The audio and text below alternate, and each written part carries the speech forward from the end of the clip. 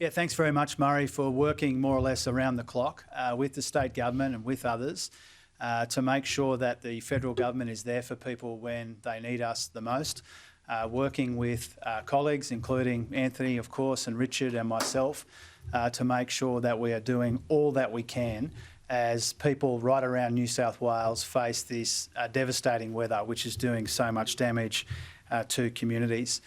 Our message to people in the flood-affected areas is we will be there for you and we will provide the support that you need to get through these difficult times.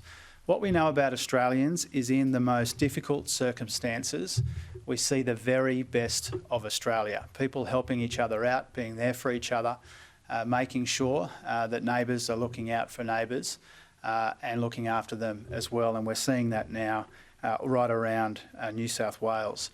And we are focused, obviously, on the human costs, the emotional costs of what we're seeing in these flood-affected areas, but the economic and budget costs will be really substantial as well.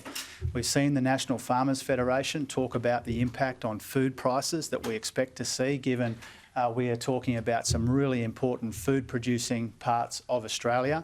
And we know the combination of necessary support for these communities will add up as well. And I will do my best working with Murray to keep Australians across the economic and budget consequences of what we're seeing right now, even as we focus most importantly on the human and emotional costs in these flood-affected communities. Many of them, this is not the first time that they've been impacted in recent months, and so our thoughts are with them.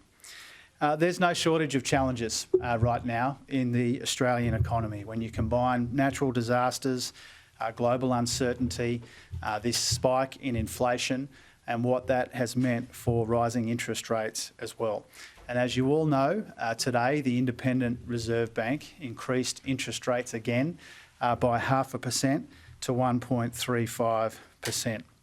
We understand that this is really challenging news for Australians who are already doing it tough. Mortgage repayments will now eat up an even bigger part of household budgets which are already stretched because of the skyrocketing costs of essentials. Now, just because this was Jim Chalmers there speaking in Canberra. We'll be speaking to the Treasurer on the show later in the program.